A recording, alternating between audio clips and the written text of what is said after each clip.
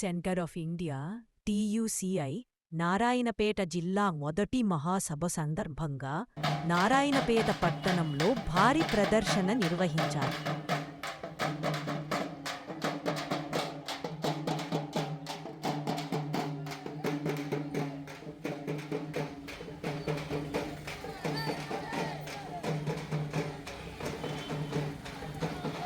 వందలాది మంది కార్మికులు జిల్లా కేంద్రము కొత్త బస్టాండ్ నుండి ఎస్ఆర్ గార్డెన్స్ వరకు కార్మిక హక్కుల సాధనకై ఉద్యమించాలని పిలుపునిస్తూ ప్రదర్శన నిర్వహించారు. కార్మిక హక్కులను కాలరాసే 4 లేబర్ కోడ్లను రద్దు చేయాలని డిమాండ్ చేస్తూ నినదించారు.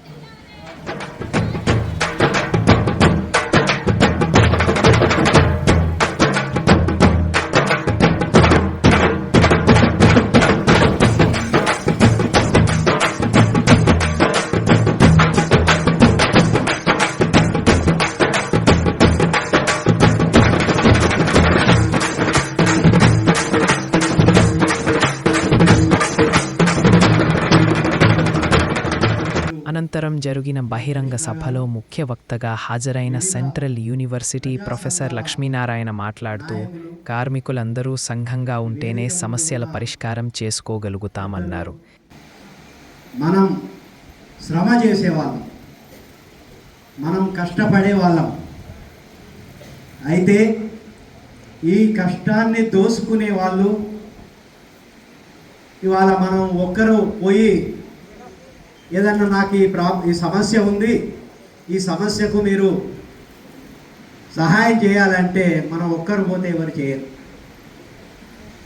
అదే ఒక సంఘంగా పోయినప్పుడు, ఇప్పుడు టీయూసీ ఇంతకుముందు చెప్పారు, ఆ పంచాయతీ సెక్రటరీ లీవ్ కూడా ఇవ్వను అని, కానీ ఒక సంఘంగా పోయినప్పుడు ఆయన ఇవ్వవలసి వచ్చింది. అది సంఘం అంటే బలం.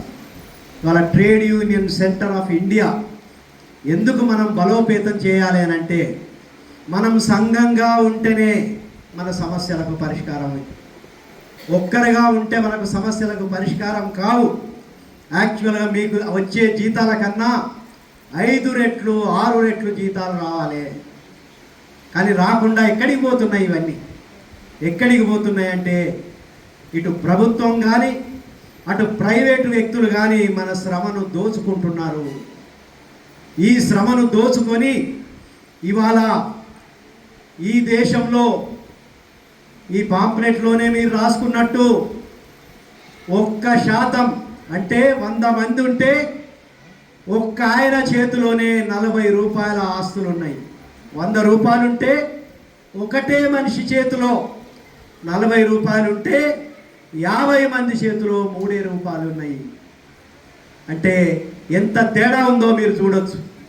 అంటే ఇట్లా దోపిడీ చేస్తూ చేస్తూ వీళ్ళు ఆ రకంగా దేశ ఆస్తులనే మొత్తం కైవసం చేసుకుంటున్నారు. ఇవాళ కార్మికుల కర్షకుల బతుకుల్లో దోపిడీ పీడనల గురించి కార్ల్ మార్క్స్ ఎప్పుడో వివరించాడని, ఆయన రచనలను అధ్యయనం చేయడం ద్వారా మన సమస్యలకు మూలాలు, వాటి పరిష్కార మార్గాలు తెలుసుకోగలుగుతామని చెప్పారు. వాళ్ళ విముక్తి ఎలా ఉండాలి అని ఒక తత్వవేత్త చెప్పాడు మనకు. ఆయన పేరే కార్ల్ మార్క్స్. మీరు పేరు విని ఉంటారు. ఆయన చెప్పిన సిద్ధాంతాలు ఏమి కష్టమైనవి కావు. ఆయన చెప్పిన సిద్ధాంతాలు మన బతుకుల గురించి రాశాడు. ఇవాళ ఏవో ప్రొఫెసర్ల గురించి రాయలేదు, ఆయన మధ్యతరగతి గురించి రాయలేదు. కష్టపడి ఆయన ఏమన్నాడంటే, ఎక్కడైనా కూడా అతి తక్కువ జీతం తీసుకునే వాళ్ళు ఎవరైతే ఉంటారో, ఎవరైతే అవమానాలకు కష్టాలకు గురవుతారో వాళ్ళే నాకు ప్రేరణ అని ఆయన తమ కుటుంబాన్ని త్యాగం చేసి, తమ జీవితాన్ని త్యాగం చేసి మన కోసం కొన్ని మాటలు చెప్పాడు. ఆయన చెప్పిన దాని ప్రకారం ఈ సమస్యలన్నిటికీ కారణం ఎవరంటే పెట్టుబడిదారులు. ఈ పెట్టుబడిదారులను ఇవాళ కొమ్ము కాస్తున్నది ఎవరంటే నరేంద్ర మోడీ ప్రభుత్వం. సందర్భంలో నరేంద్ర మోడీ ప్రభుత్వం కార్మికులకు వ్యతిరేకంగా, కర్షకులకు వ్యతిరేకంగా, విద్యార్థులకు వ్యతిరేకంగా, వీళ్ళందరికీ వ్యతిరేకంగా పనిచేస్తూ ఉన్నది. అధ్యక్ష కార్యదర్శులు అలాగే మీకు గుర్తుండి ఉంటది, మన రాష్ట్రంలో ఉన్న రేవంత్ రెడ్డి ఏమంటున్నాడంటే, ఒకరోజు నేను బీజేపీ పాఠశాలలో చదువుకున్నాను, అలాగే తెలుగుదేశం కాలేజీలో చదువుకున్నాను, కాంగ్రెస్ కళాశాలలో నేను ఉద్యోగం చేస్తున్నాను అన్నాడు. అంటే దీని అర్థం ఏంది?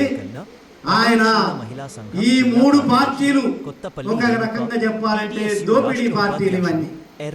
ఈ దోపిడీ పార్టీలే నేను అంటే నేను ఎక్కడికి పోయినా మీరు ఏం పట్టించుకోవద్దు, రేపు నేను బీజేపీకి పోవచ్చు, రేపు టీడీపీకి పోతే, ఎందుకంటే అందరూ దోపిడీదారులే. కాబట్టి ఈ యొక్క వాళ్ళ విధానాలు ఒకటే, రేవంత్ రెడ్డి విధానాలు ఒకటే, తర్వాత మోడీ విధానాలు ఒకటే. అందుకోసమే వీళ్ళు ఇట్లా సంఘటితంగా అయితే వీళ్ళను తట్టుకునే శక్తి మన దగ్గర లేదు అని వాళ్ళకు తెలిసింది. అందుకోసమే వాళ్ళు ఏం చేశారంటే, ఒకప్పుడు ఒక్క ఫ్యాక్టరీలో 2000 మంది, 3000 మంది, 5000 మంది కార్మికులు ఉండేవాళ్ళు. మనం చూసుకుంటే పబ్లిక్ సెక్టర్ కంపెనీలు అప్పుడు వచ్చినాయి. అటువంటి కంపెనీలలో కార్మికులు కొన్ని వేలల్లో ఉండేవాళ్ళు.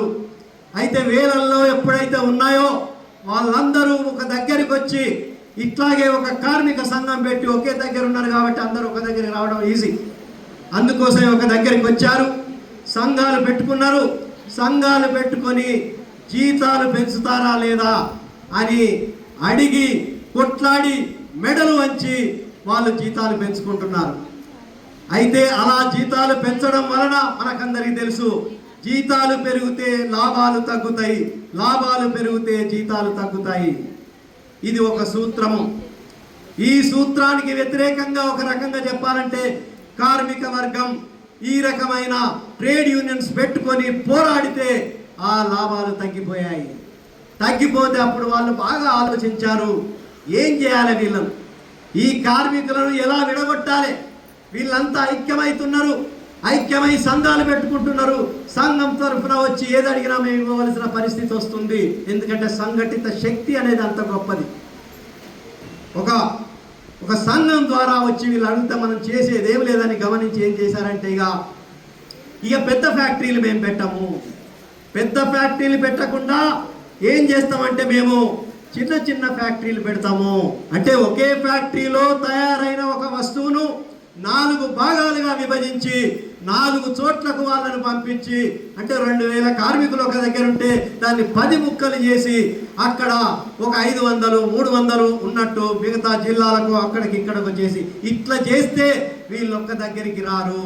ఇట్లా చేస్తే వీళ్ళు TUCI రాష్ట్ర ఉపాధ్యక్షుడు ఎం హన్మేష్ మాట్లాడుతూ, దాదాపు 9 దశాబ్దాల స్వాతంత్రానంతరం కూడా దేశంలో కోట్లాది మంది కూడుగూడు దొరకని స్థితిలో ఉన్నారని వాపోయారు.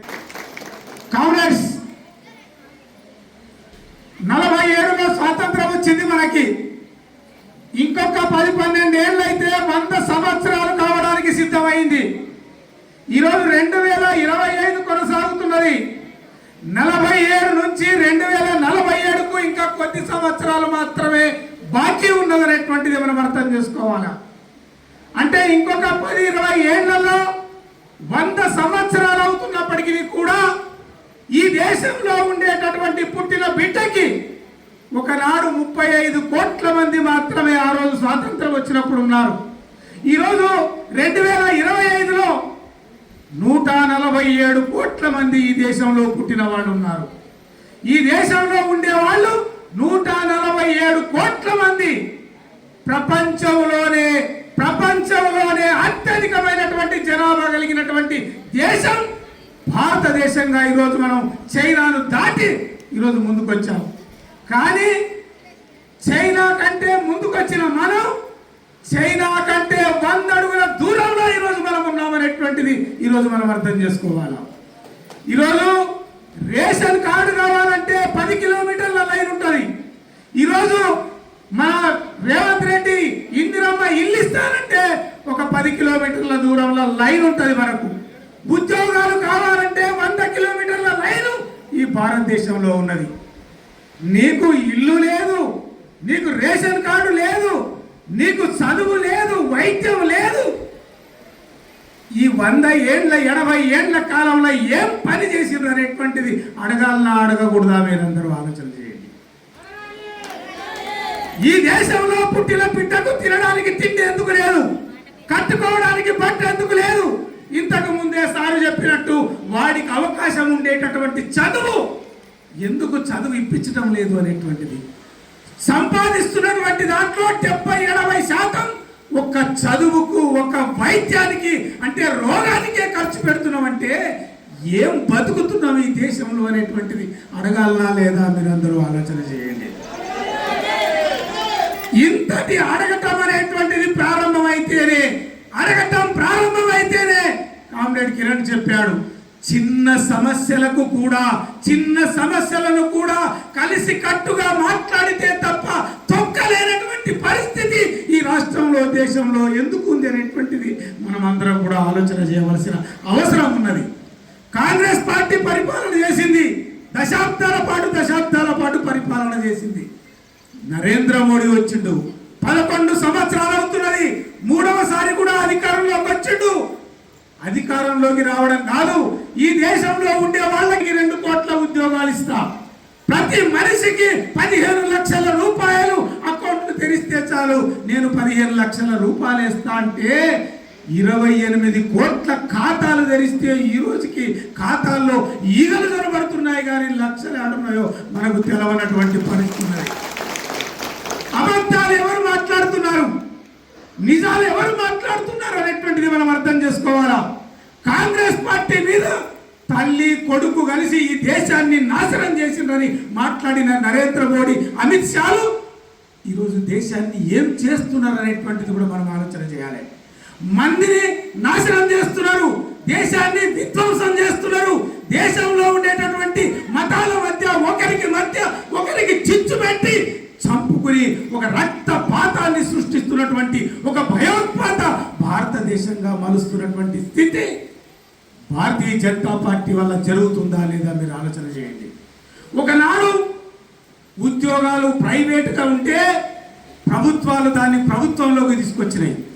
నువ్వు ఇప్పుడు ఫోన్ మాట్లాడేటటువంటి బిఎస్ఎన్ఎల్ కావచ్చు, మీరు పొదుపు చేసేటటువంటి ఎల్ఐసి కావచ్చు, ఏ సంస్థ రైల్వే కావచ్చు, బ్యాంకులు కావచ్చు, ఇవన్నింటినీ కూడా ప్రజలకు అందుబాటులో ఉండాలా, ప్రభుత్వ ఆధ్వర్యంలో ఉండాలని చెప్పేసి అన్ని ప్రభుత్వ ఆధ్వర్యంలో జాతీయం చేస్తే దేశభక్తి మీద అధికారం పేరు మీద అధికారంలోకి వచ్చిన నరేంద్ర మోడీ ఈరోజు మొత్తం తన దోస్తులకు అమ్ముతున్న 27 మంది విమానంలో ప్రయాణిస్తున్న 241 మంది, కింద ఉండే డాక్టర్లు 33 మంది. ఆ విమానం మొన్ననే అమ్మిండు టాటాకు మన మోడీ, మన టాటాకు మన నరేంద్ర మోడీ ఆ విమాన సంస్థను అమ్మిండు, ఆ విమానాశ్రయాన్ని ఆదానికి అమ్మిండు. వాడు వీడు ఇద్దరు దోస్తులు కనీసం అది పెట్రోల్ దాంట్లో నిండిందా నిండలేదా, విమానం సరిగ్గుందా సరిగా లేదా, బండి ఇంటకెళ్ళి బయటికి పోతేనే 1కి 4 సార్లు మన బస్సోడు గాలి ఉందా టైర్ ఉందా ఏముందా అనేది చూసుకుంటారు కదా. విమానం ప్రయాణం చేసేటటువంటి వాళ్ళకి కనీసం కూడా చూసుకోకుండా పిల్ల పితక ఉద్యోగస్తులు విదేశ ఈ నెల 21, 22 తేదీలలో నిజామాబాద్ పట్టణంలో జరిగే రాష్ట్ర ప్రథమ మహాసభలను విజయవంతం చేయాలని విజ్ఞప్తి చేశారు. నిజామాబాద్ జిల్లాలో ఒక 10-15 వేల మంది కార్మిక మహాప్రదర్శనతోటి ఒక బహిరంగ సభ ద్వారా, ఆ మరుసటి దినం ప్రతినిధుల సభ ద్వారా మన యొక్క టీయూసీఏ యొక్క ప్రధాన లక్ష్యాన్ని మరోసారి ప్రకటించబోతున్నామనేటువంటిది మీ అందరికీ నేను స్పష్టం చేస్తాను. మీ నారాయణపేట జిల్లా మహాసభలు ఈరోజు రేపు పూర్తిగా విజయవంతం కావాలని, మీ కార్మిక వర్గ పోరాటాలు మరింత పదునైనటువంటి పోరాట రూపాల్లోకి పయనించాలని చెప్పేసి టీయూసీఐ రాష్ట్ర కమిటీ తరఫున మరోసారి మీ అందరికీ విప్లవాభినందనలు తెలియజేస్తా ఉన్నా.